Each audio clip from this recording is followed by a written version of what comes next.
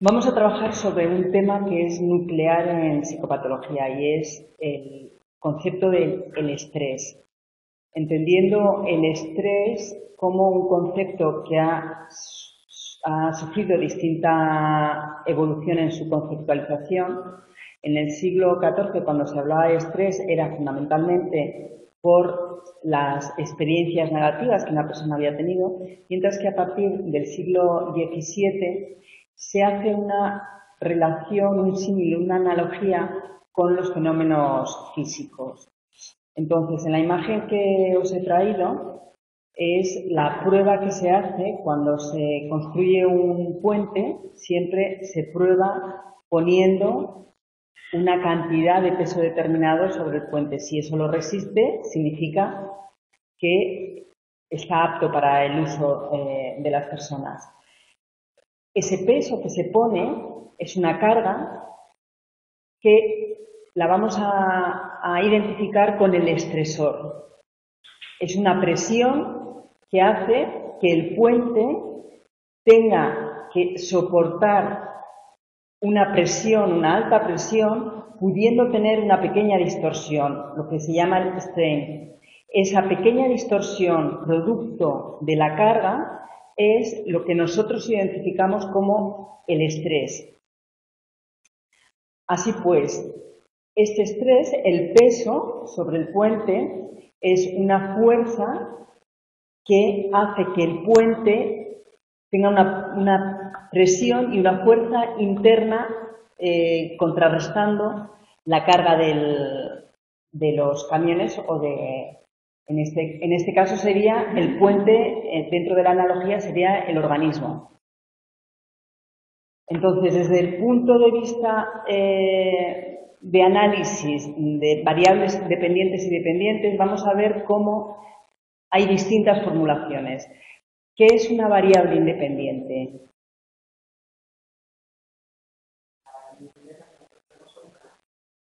La variable independiente es la que nosotros efectivamente controlamos para ver el efecto que hay sobre la variable dependiente. Entonces, desde los distintos marcos teóricos vemos como desde la psicología y la psicosociología se analiza el estrés como esa variable independiente que en el símil que hemos hecho antes sería el estresor, sería el peso del camión. Desde la fisiología y la bioquímica se analiza la variable dependiente, que en este caso sería el organismo o la deformación del puente en el caso que hemos visto antes en la analogía.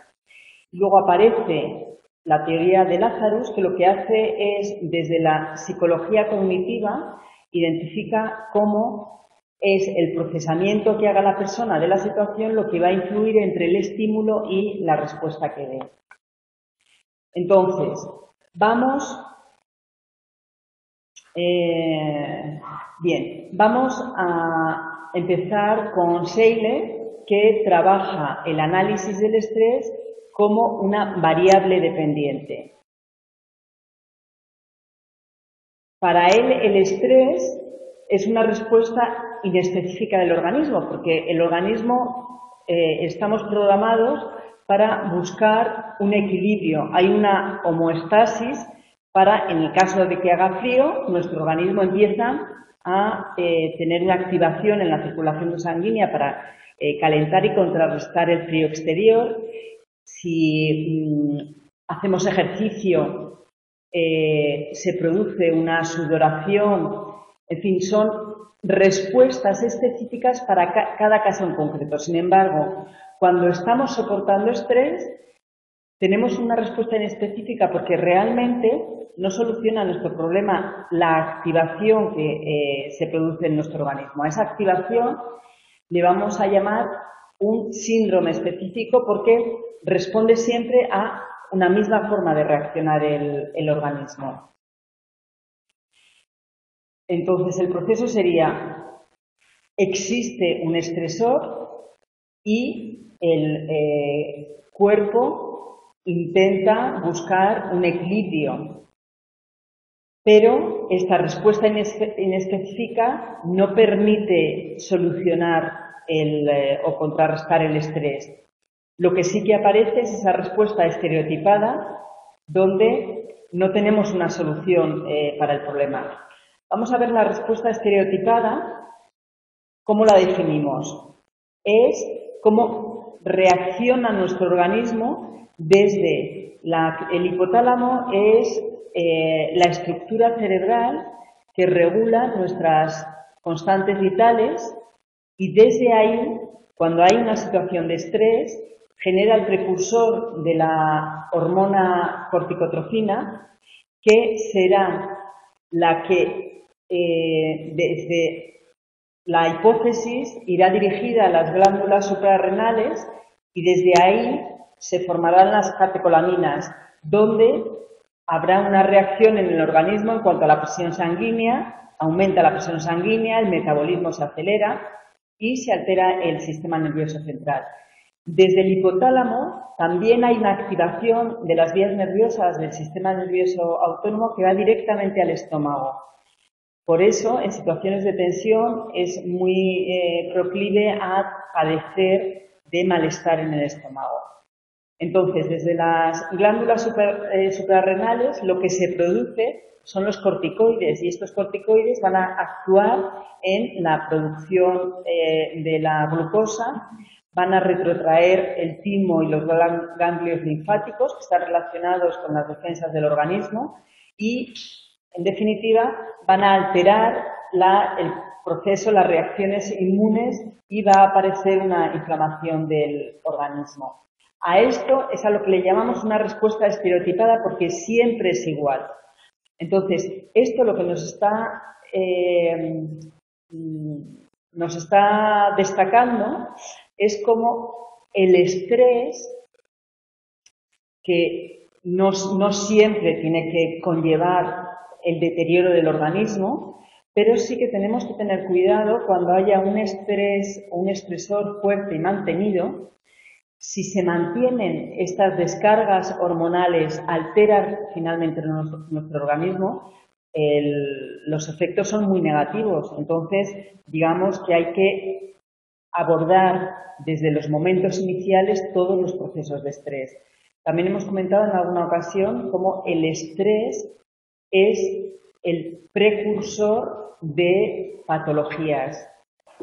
Una persona puede tener tendencia a, pero no manifestar ninguna patología. Sin embargo, en unas situaciones de estrés es cuando aparece la patología. Eso se ve muy claramente en situaciones de guerras o de conflictos o de problemas naturales que destruyen, eso es, las catástrofes, destruyen las poblaciones y matan a las personas.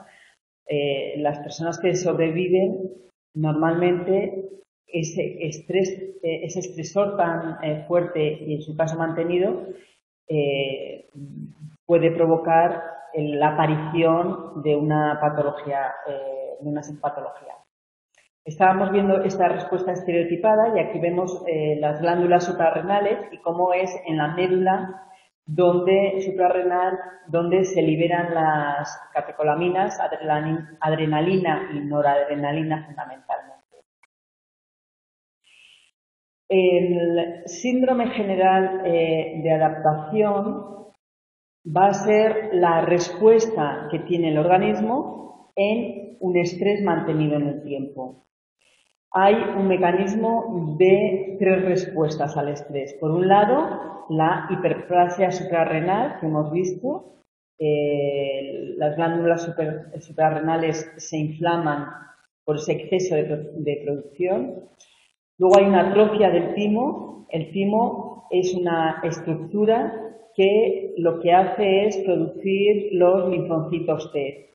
Y luego hay una atrofia también de los ganglios linfáticos que existen en distintas partes del cuerpo, pero estos ganglios linfáticos también lo que hacen es combatir a los agentes externos de virus y bacterias que atacan al organismo.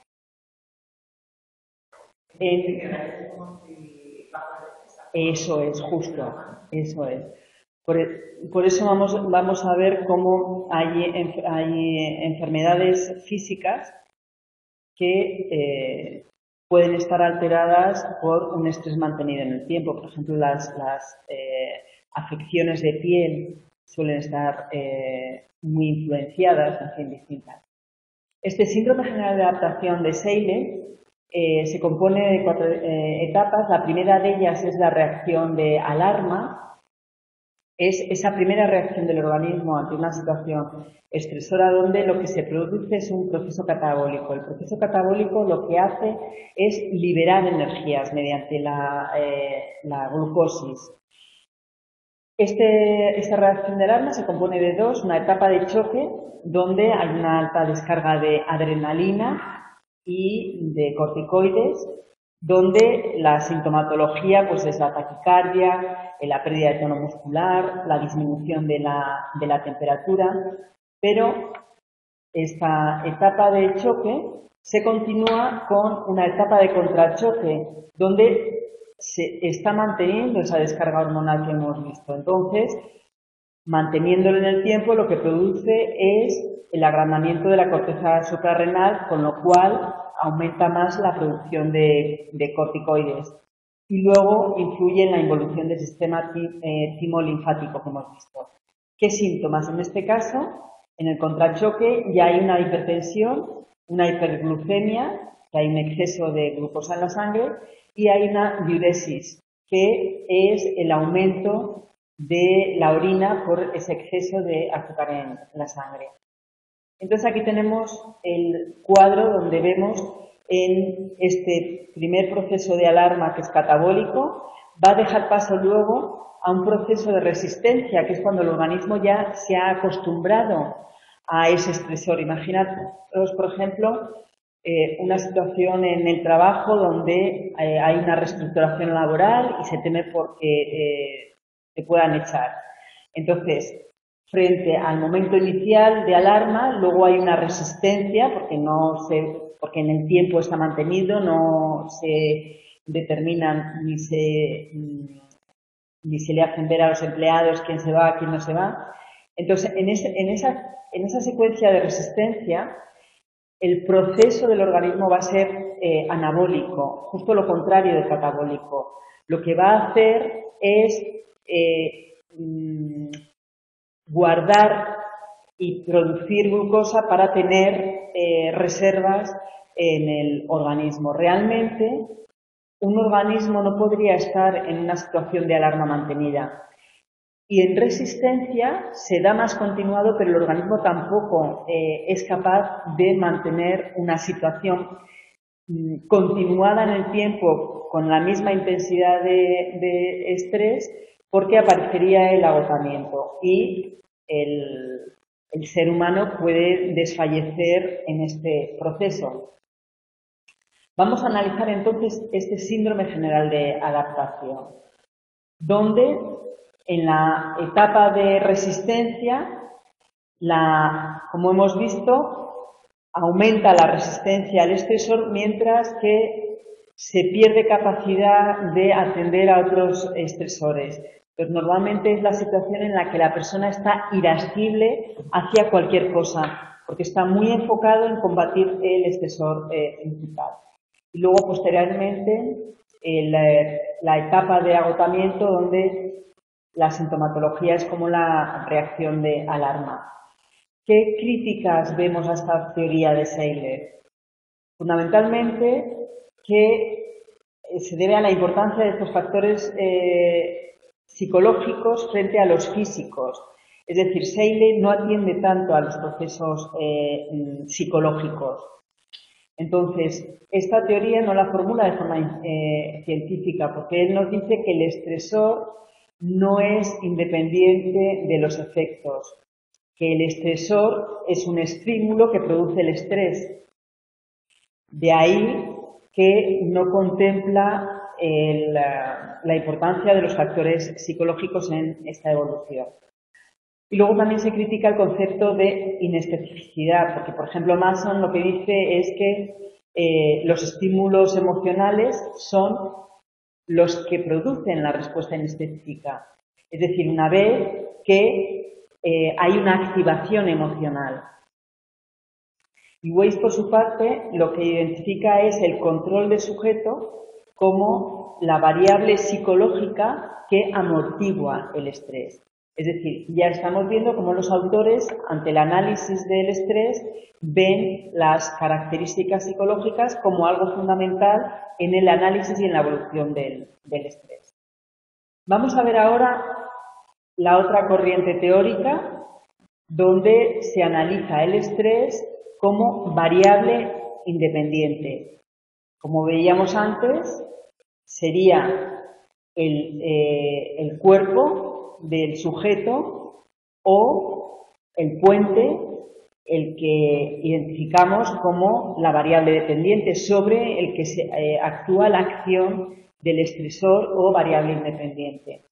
En este caso la materia sería la persona y lo que sí que se identifica es que en la materia sometida a la presión de un estresor produce una pequeña deformación o hay una alteración producto del estado del estrés, pero una vez que desaparece el estresor, la materia vuelve a recuperar su estado inicial.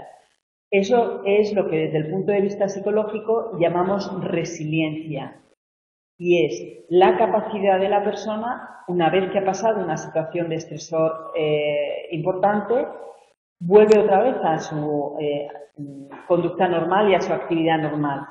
Mientras que hay situaciones o personas que una situación de estrés fuerte o mantenido produce una alteración del organismo mediante el mecanismo que hemos visto de alteración de las hormonas desde la hipófisis hasta la glándula suprarrenal. Entonces, desde esta teoría vemos cómo la elasticidad de la materia o la flexibilidad de la persona puede encontrar un punto de no tolerancia, donde serían no tolerancia al estrés con daños permanentes y en este caso en la imagen que tenemos es la rotura del puente como materia. Vamos a ver dentro de esta teoría, de esta conceptualización del estrés como variable dependiente, se analizan los sucesos vitales como los que producen estrés a las personas y hacen un análisis de mayor gravedad a menor gravedad, cuáles podemos identificar. Por ejemplo, procesar información velozmente es una de las situaciones más estresantes que puede tener un sujeto. Y este es el caso, por ejemplo, de un examen. En un examen, como tienes un tiempo limitado, tú sabes que el trabajo que vas a hacer lo tienes que hacer rápidamente para poder llegar a tiempo. Cuando hay un ambiente dañino, por ejemplo, en una situación de guerra, sería cuando hay percepción de amenaza, que aquí es importante la percepción frente a la realidad. Solamente con que el sujeto sienta que tiene una situación de amenaza es el estresor. Luego, cuando hay una función fisiológica alterada, pues alguna enfermedad, por ejemplo, el aislamiento también, el sentir que está bloqueado o la presión del grupo o la frustración. Todas estas serían sucesos vitales que se identifican como estresores conceptualizados desde el modelo de la variable dependiente. Vamos a ver ahora la última de las teorías, que sería Lazarus, cuando él lo que hace es integrar estas dos teorías que hemos visto y ponerlas en relación con el procesamiento de la persona que hace de la situación. Entonces, para Lazarus hay unos factores psicológicos, cognitivos, que es lo que media entre el estímulo estresor y la respuesta al estrés. Entonces, el estrés no va a ser solo una forma de activación, sino que es la persona la que está mediando en el resultado de ese estresor. Ahí vemos claramente las diferencias de por qué unas personas tienen una reacción de estrés hacia una misma situación, porque es el procesamiento cognitivo que están teniendo el que va a decantar una forma u otra. Así pues, está el estímulo expresor, los factores psicológicos y la respuesta. Si excede a los recursos de la persona es cuando mostrará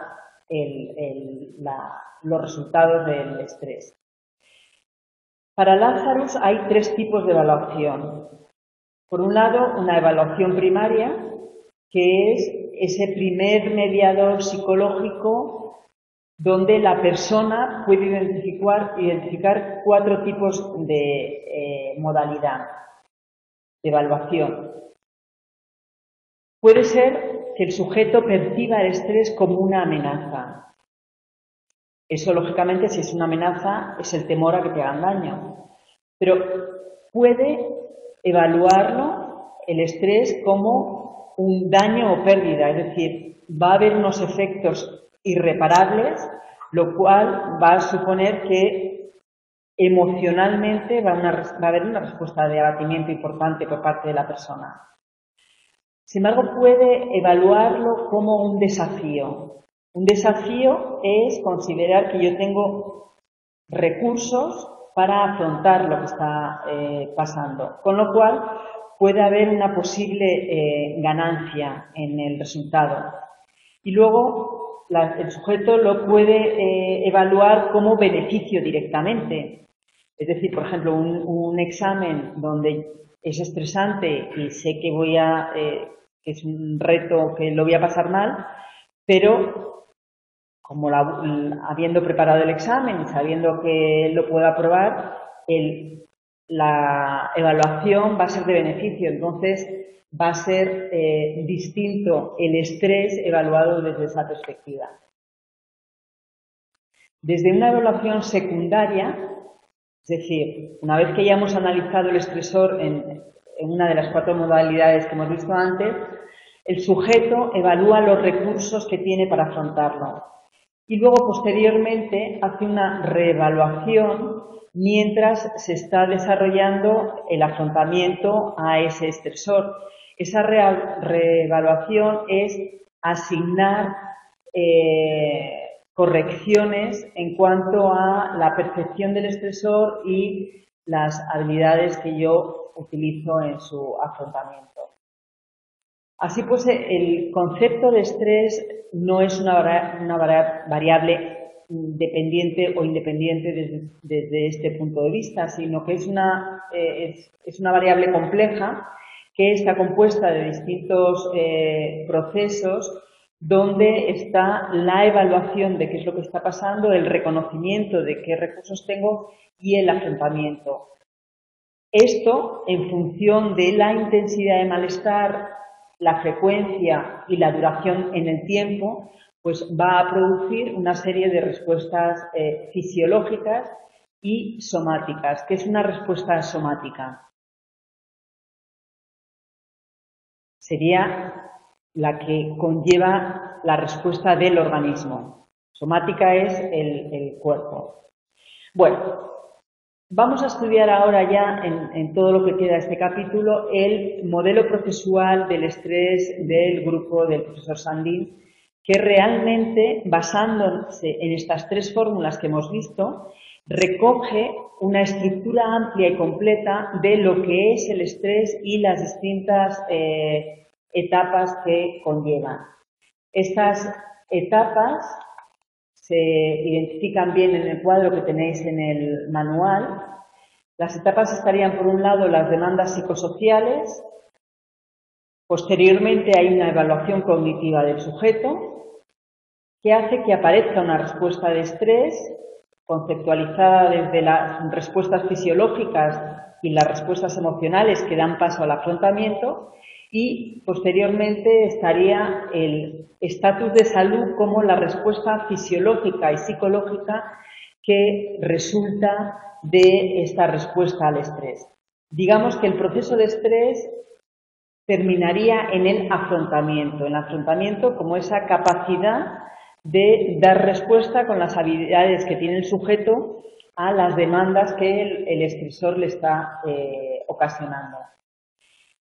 En cuanto a las demandas psicosociales, vemos que diferencia sucesos vitales, como por ejemplo el nacimiento de un hermano, una separación, los sucesos menores con esa actividad diaria pero que produce un estrés continuado, como puede ser la casa, organizar la casa, el cuidado de los niños, y luego el estrés crónico, que sería cuando es una situación mantenida en el tiempo, como por ejemplo un conflicto laboral en el cual está mantenido en el tiempo. Vamos a analizar todas estas etapas a continuación. Estas demandas psicosociales, como decíamos anteriormente, son agentes externos, es algo que el sujeto le viene de fuera y que le afecta directamente.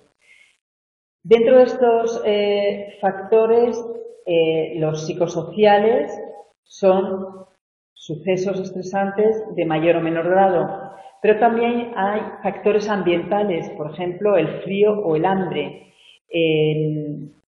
Se sabe que hay determinadas personas que cuando tienen hambre están en una situación de irascibilidad que no les permite actuar con la misma serenidad que en otras situaciones.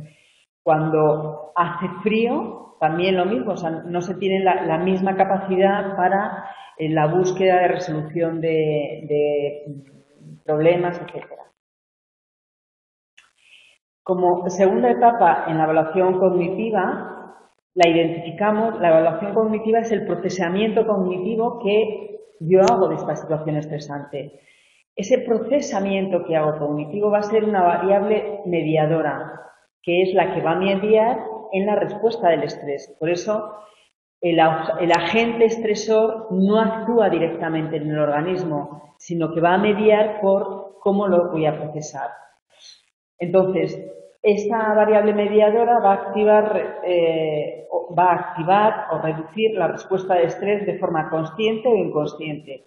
Consciente, cuando me digo a mí mismo si esto ya me ha pasado otra vez y soy capaz de superarlo, o inconscientemente, cuando tengo aprendizajes que identifico como creencias internas que no soy consciente que me están influyendo, pero ante un reto de una situación que hay que solucionar algo, si a mí me han enseñado en la infancia que lo tengo que hacer solo, que las cosas hay que demostrar que lo puedes hacer solo, digamos que ahí inconscientemente yo voy a aumentar el nivel de estrés por esa tendencia a querer solucionarlo solo. Influye entonces también el tipo de amenaza. Es distinto que sea de pérdida, de peligro o de desafío. Y también la característica, la valencia. Si un estresor puede tener una connotación positiva, como veíamos antes, por ejemplo, un examen que yo quiero aprobar y habiéndolo preparado previamente. Mientras que si la carga es negativa, pues va a ser distinto, por ejemplo, un examen donde yo sé que no lo he preparado, entonces la actitud del organismo y del sujeto por ese procesamiento negativo va a ser distinto.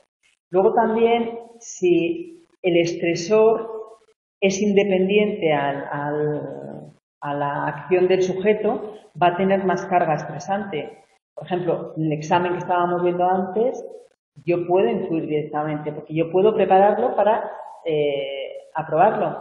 Si fuera un examen al azar, generaría mucha más incertidumbre.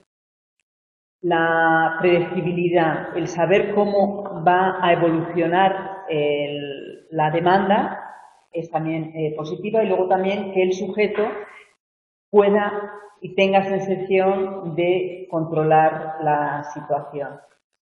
Así pues, vemos cómo esta respuesta al estrés va a aparecer la respuesta fisiológica en relación al sistema nervioso autónomo y al sistema neuroendocrino, como hemos visto antes en el proceso de la activación hormonal. apareciendo una respuesta psicológica de ansiedad o depresión. ¿Qué diferencia hay entre estrés y ansiedad? Estrés sería la demanda, la cual yo tengo que afrontar, y la ansiedad es la emoción que me aparece. Dentro del proceso vemos en la etapa del análisis de las características personales, hemos saltado el afrontamiento porque lo vamos a ver ahora después. Las características personales, ¿qué son las características personales de un sujeto? Por ejemplo, efectivamente, los rasgos de personalidad, el ser alto o bajo. Por ejemplo, si una persona juega al básquet y es el más alto del equipo, pues su afrontamiento al estrés va a ser mejor porque sabe que maneja mejor. Entonces, bueno, sexo, en fin, todas las características personales de un sujeto. Estas características personales no van a mediar directamente entre el estresor y la aparición del estrés, sino que lo van a modular. Va a modular las variables mediadoras y va a aparecer luego como resultado el nivel de estrés. Es decir, las variables, las características personales van a modular lo que veíamos antes, ese procesamiento cognitivo que yo estoy haciendo. Porque si yo soy alta y voy a jugar en un partido de básquet, este rasgo mío personal, procesándolo cognitivamente, me va a favorecer el que se reduzca un poco mi nivel de estrés. Pero no va a ser una acción directa, sino mediada por las otras. Esta influye en las 4 etapas anteriores. Son muy estables, lógicamente, la personalidad, la raza, el sexo. Y los recursos individuales de afrontamiento están, por un lado, el locus de control, y es la percepción de la persona de la causa de que aparezca el estrés es una causa externa o interna de la propia persona. El locus de control, si yo considero que yo favorezco a que aparezca, también puedo favorecer a que se contenga, mientras que cuando es un locus de control externo, tiene que ser siempre desde fuera que haya una resolución.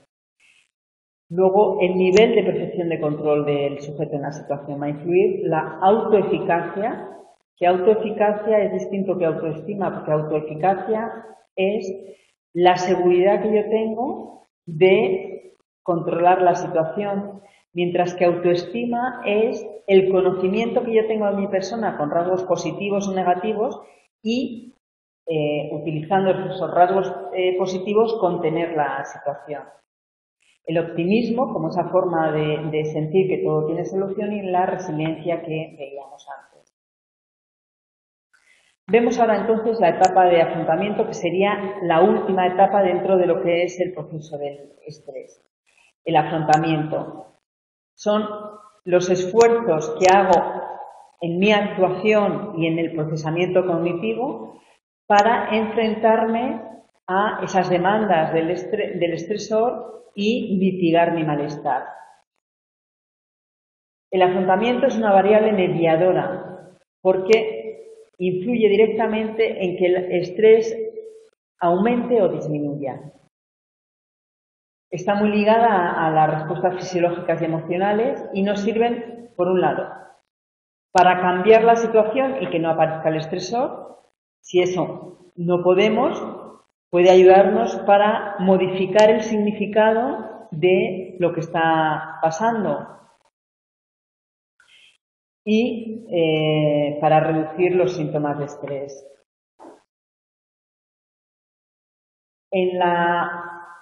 En las características sociales, el apoyo social, el nivel socioeconómico y las redes sociales son factores que pueden ayudarnos a mitigar la ansiedad. Pero, por ejemplo, el apoyo social, ¿qué sería el apoyo social?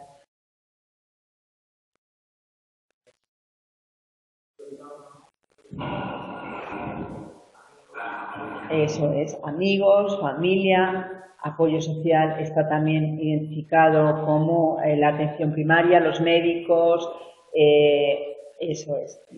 Pero el apoyo social, un sujeto puede tener mucho apoyo social, pero no recurrir a él.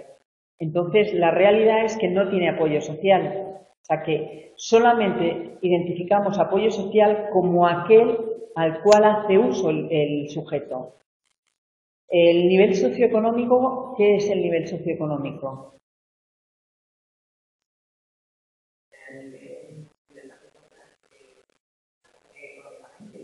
Eso es nivel de formación académica o estudios,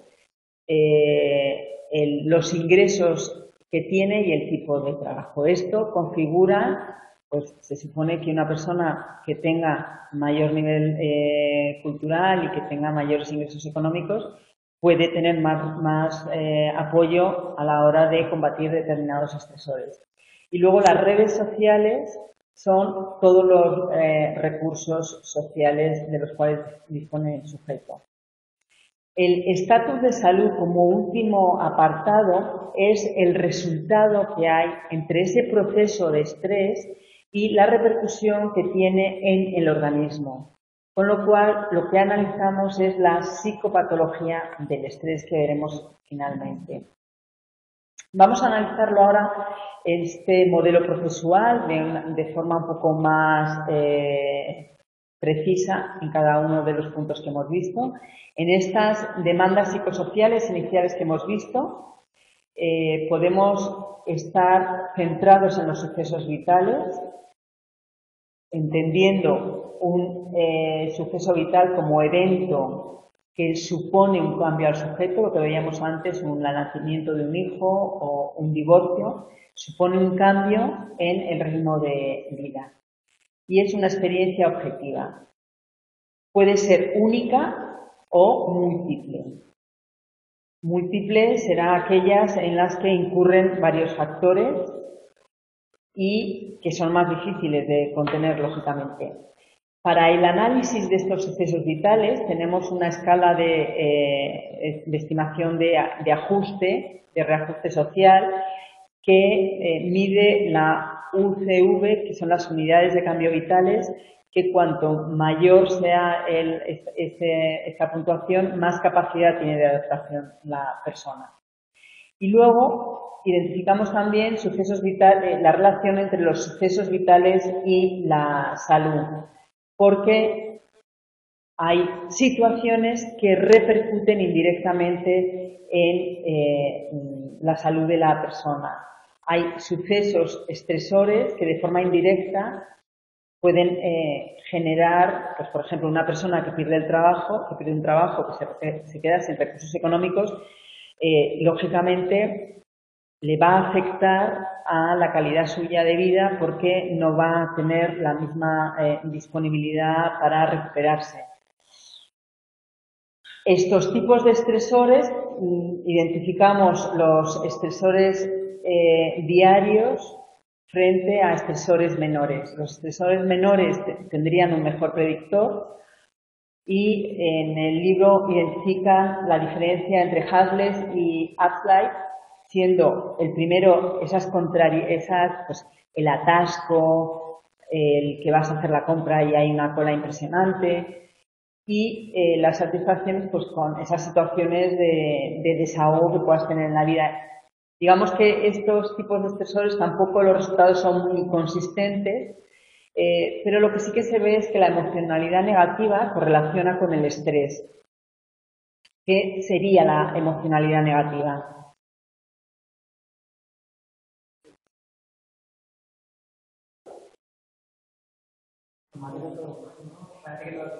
Eso. Emocionalidad negativa es cuando la reacción es de malestar ante todas las cosas que suceden. Ahí tenemos que tener cuidado porque los niños pueden recibir el afecto negativo de los padres y se acostumbran a buscarlo por la necesidad que tienen de afecto. Entonces, una emocionalidad negativa tiene repercusiones negativas no solamente en el sujeto, sino a la hora de la crianza de los niños es muy negativa. El control percibido que veíamos va a reducir la respuesta de estrés y lo va a reducir de dos formas. Bien por la capacidad del sujeto de predecir el estresor, que es lo que definen como ganancia de información, o porque el sujeto pueda prepararse mentalmente a afrontar el reto, que sería la respuesta anticipatoria. Hay una interacción entre el tipo de control que realiza la persona sobre el estresor y el tipo de situación. Por ejemplo, a mayor percepción de control de una situación, menor percepción de imposición ambiental. Y a mayor imposición ambiental, menor percepción de control. Esto lo vemos muy claramente en dos situaciones donde el estresor aparentemente es el mismo, pero sin embargo el afrontamiento de la persona es bastante distinta. Cuando se muere un hijo, digamos, el sujeto no ha hecho, o sea, ha sido algo que no ha buscado, o sea, el hijo desaparece de su vida y ahí el estresor es muy fuerte. Mientras que cuando son los padres quienes echan a un hijo de casa, pues porque la situación ya es insostenible, porque el chico ya es mayor y tiene que buscarse su vida, el estresor, siendo lo mismo que es que un hijo se marche, en este caso no va a generar daño, al revés, genera tranquilidad inicialmente. El afrontamiento, que en los manuales aparece como la palabra de coping, que es la terminología inglesa, es, como veíamos, una variable mediadora. Mediadora entre las situaciones estresantes y la reacción, la salud de la persona, el organismo. Y se va a evaluar, lo podemos evaluar bien por cómo reacciona fisiológicamente el organismo, bien por el esfuerzo cognitivo que tiene que hacer el sujeto o por variables psicofisiológicas, estas fundamentalmente cuando se hacen estudios de laboratorio. Este afrontamiento, la capacidad de afrontamiento tiene una, como variable mediadora, tiene distintas aproximaciones teóricas. Por un lado, el análisis del estilo personal como de la persona para afrontar el estrés.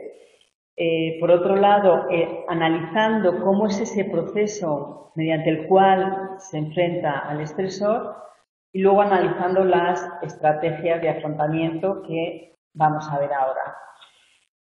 Vemos el modelo de Barney, que lo que hace es identificar dos polos diferenciados como personas represoras, personas sensibilizadoras. La persona represora es aquella que tiende a evitar el problema y a negar que esté pasando algo negativo, frente al sensibilizador que al revés está como un detective vigilante y pues magnificando lo que está pasando. Entre estos dos polos existe una estrategia defensiva donde, siendo defensiva la persona, lo que está en una actitud defensiva incluso teniendo una baja demanda.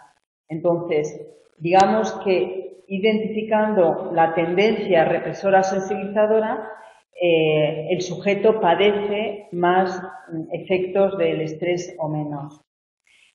Para Weinberger, lo que hace es diferenciar, o sea, analizar la deseabilidad social de las personas y el nivel de ansiedad que tiene. Entonces se da cuenta que poniendo en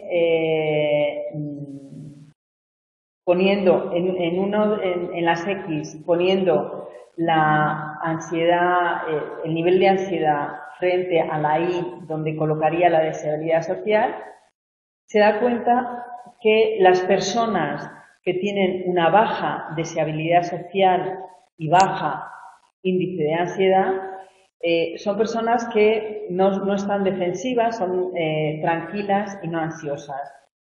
En el momento en el que la deseabilidad social aumenta,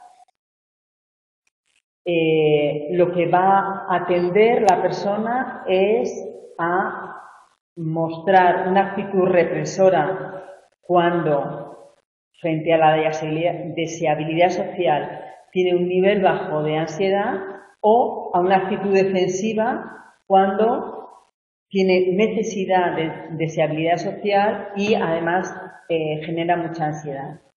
Y luego, atendiendo al nivel de ansiedad exclusivamente, vemos que las personas que tienen una baja deseabilidad social pero una alta ansiedad serían personas ansiosas pero no defensivas. La deseabilidad social conceptualizada como esa necesidad de que la gente tenga una buena opinión de mí. Vemos otro de los modelos de Miller donde diferencia a las personas incrementadoras del malestar frente a las atenuadoras. En este caso, las incrementadoras generan más alerta de la amenaza, interpretan cualquier información ambigua, la van a interpretar como amenazadora, frente a las atenuadoras que lo que hacen es evitar o transformar, y lo hacen desde el análisis cognitivo. Vemos el modelo de afrontamiento de Goleman, donde él lo que hace es diferenciando el nivel de vigilancia, de suspicacia de la persona frente al nivel de evitación del problema del malestar, ve cómo las personas que son flexibles tendrían tolerancia a la incertidumbre y tolerancia también a la activación emocional. Encontraríamos las personas muy vigilantes, pero sin necesidad de evitar el problema. Serían personas rígidas y vigilantes, que se estresan incluso por situaciones de incertidumbre. El modo evitador serán aquellas personas que, como la palabra lo dice, tienden a evitar el problema porque no atienden a las señales de amenaza. Y luego las personas inconsistentes serían aquellas que se estresan solamente por la incertidumbre y por la activación emocional. Como veis, todos estos modelos lo que nos hacen es darnos una aproximación de cuáles son los distintos tipos de persona y cómo reaccionan de forma distinta a una situación que le requiere cambios en su vida. El afrontamiento como proceso, que es el que nos muestra Lazarus, lo analiza como esos esfuerzos cognitivos, mentales y conductuales en la ejecución que tienen las personas para afrontar, para manejar, para solucionar las demandas externas o internas. Si son evaluadas y consideran que no tienen capacidad de afrontarlo, es cuando aparece el estrés psicológico. Entonces, para Lazarus, el afrontamiento puede estar focalizado en el problema, en qué es lo que está pasando, o en la emoción. ¿Cómo me siento con esto que está pasando? Este afrontamiento va a depender de la evaluación que el sujeto haga sobre su capacidad de solución. Y finalmente tenemos la última de las aproximaciones al afrontamiento, que serían las estrategias en sí de afrontamiento. Y ahí encontramos a Tolstad, que analiza el afrontamiento como una interacción entre los rasgos personales y el proceso de la situación que está pasando. Y entonces lo que hace, como vemos, es aunar las distintas teorías que hemos estado viendo hasta ahora. Por ejemplo, parte del modelo bidimensional de Lazarus el afrontamiento enfocado en la emoción o en el problema, y distingue si es en el problema, puede ser constructivo desde el momento en el que hace un esfuerzo cognitivo para afrontar de una forma directa o confrontando el problema. Puede ser pasivo cuando está focalizado en la emoción, puede ser pasivo o de escape. Pasivo cuando el sujeto considera que el malestar, o sea, que la situación no se puede cambiar y el sujeto lo acepta de forma pasiva, o de escape cuando, procesándolo cognitivamente, lo que hace es evitar y salirse del radio de acción del problema. Este escape sería lo que Endler en el modelo tridimensional llama evitación, y él identifica el afrontamiento no solamente focalizado en dos vértices, sino en tres, que sería focalizado en la tarea racional, en la emoción o finalmente en la evitación. Y luego encontramos a Roger, que nos muestra este modelo cuatridimensional donde analizaría la tarea, separaría el problema, identificaría la acción afectiva y diferencia la acción de la, o sea, actuar sobre la emoción o actuar evitando el problema. Las estrategias de afrontamiento para manejar el estrés, de forma resumida, vemos que puede estar focalizado en la solución del problema, con lo cual lo identificamos centrado en el problema. Puede ser una autofocalización negativa, una evaluación negativa del sujeto sobre el problema.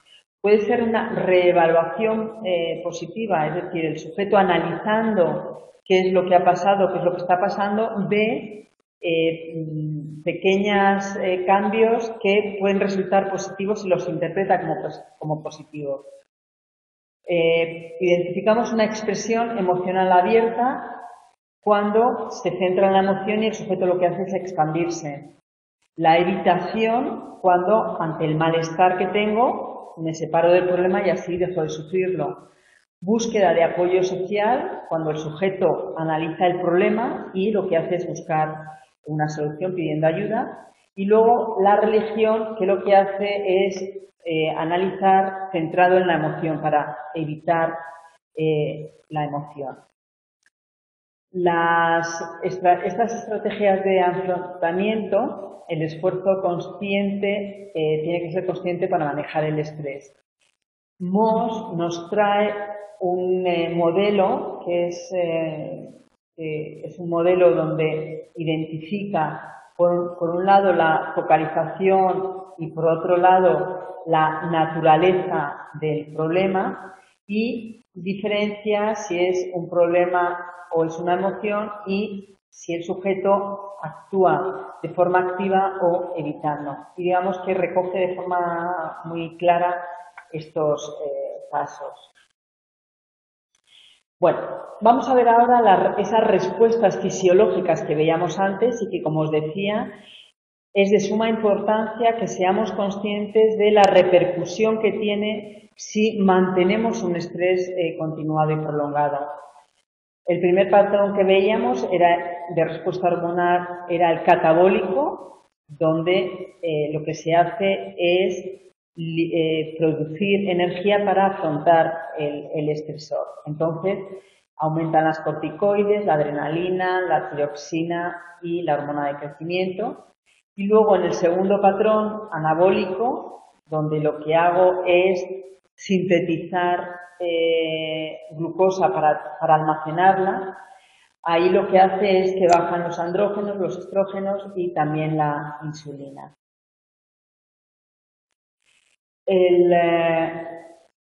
La sensación subjetiva de malestar va a generar una emoción negativa. Y diferenciamos entre el estrés agudo y el estrés crónico. ¿Crees que va a haber diferencia o es igual de negativo un estrés agudo que un estrés crónico? Por lo que hemos visto de la respuesta fisiológica del organismo.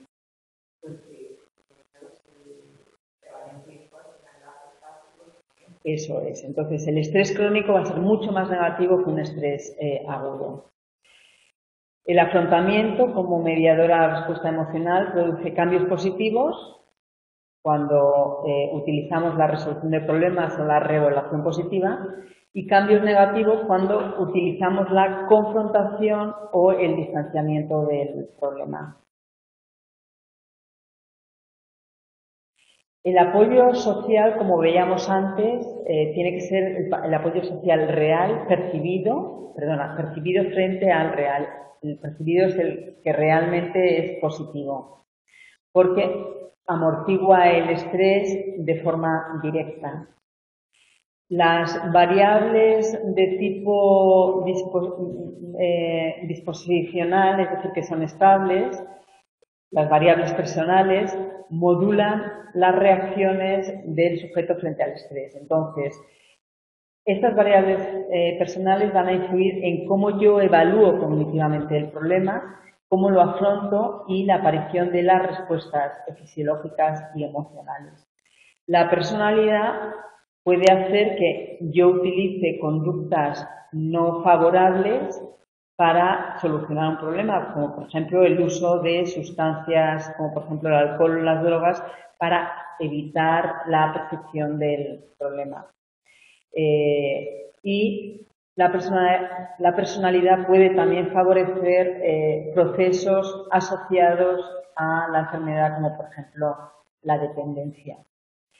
Las variables personales de predisposición y en esos rasgos personales vemos cómo las personas neuróticas van a valorar el estrés de una forma amenazante y sus respuestas fisiológicas van a ser muy altas y van a alterarse mucho usando un afrontamiento fundamentalmente en la emoción, que es lo que sienten que les está alterando, y no suelen utilizar el afrontamiento centrado en la situación. Las personas con un nivel alto de hostilidad, pues lo que van a hacer es mostrar un alto grado de ira y van a tener una reactivación cardiovascular muy alta. Las personas optimistas, por contra, serán personas que tengan una alta autoestima, con un locus de control interno y su afrontamiento va a estar dirigido hacia la situación y con el objetivo de controlarlos. Con lo cual, es verdad que las personas optimistas siempre van a procesar de mejor grado las situaciones estresantes. Esto no significa que todos tengamos que ser optimistas, porque el optimismo es una forma de interpretar las cosas, la vida, como adelantando, o sea, no adelantando cosas negativas. Entonces, efectivamente, si yo me estoy enfrentando a una situación muy estresante y yo no me planteo que vaya a salir mal, pues lógicamente mi afrontamiento va a ser mejor. Lo que pasa es que las personas que no son optimistas, no solamente por repetir va a salir bien, no significa que dejen de pensar tengo miedo porque esto va a salir mal. Entonces, lo importante es que las personas pesimistas sepan que están adelantando más consecuencias negativas de las que realmente van a suceder y al observar que efectivamente no había sido tan grave como ellos pensaban, en siguientes ocasiones eso va a hacer que se reduzcan los, digamos, claro, las consecuencias temidas. Dentro de estas variables personales, Eysenck distingue distintos tipos de perfiles de personas que se relacionan su forma de afrontar el estrés con determinadas enfermedades físicas. Las personas de tipo 1 tendrán una tendencia a padecer cáncer y estas personas tienen un alto grado de dependencia, son muy conformistas, no quieren el conflicto y su reacción ante situaciones de estrés es desesperanza, indefensión, sienten que no pueden hacer nada. Se sabe que el cáncer es una enfermedad que está muy influenciada por el sistema inmunológico. En las últimas noticias que han aparecido en los telediarios, las nuevas investigaciones se están centrando en activar el sistema inmunológico de la persona. En las personas tipo 2, tendentes a la cardiopatía, son personas que van a reaccionar ante el estrés con ira y con agresividad. Estas personas están evaluando siempre de forma extrema tanto los sucesos como a las personas. Así que las personas y las situaciones las personas y situaciones importantes son su causa de infelicidad por esa valoración negativa que tienen.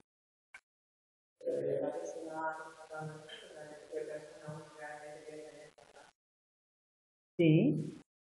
Sí, esto está contrastado. No. Vamos a ver. Lo que pasa es que no es todas las personas.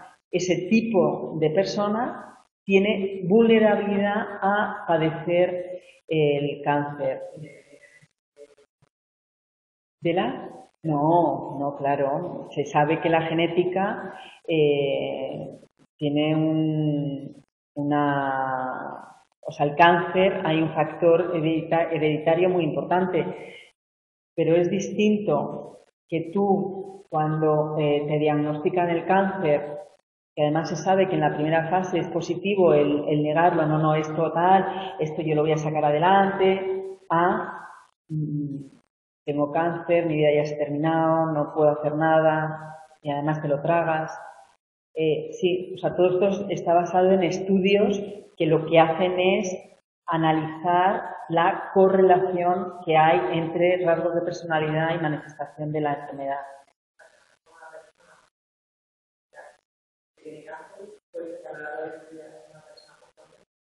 Claro, y si es así, pues hay que trabajarlo para que sepa identificar cuándo no hay que conformarse, porque esto lo que hace es que se rebaje el nivel de estrés continuado. Conformista significa que aunque me molesta, me callo.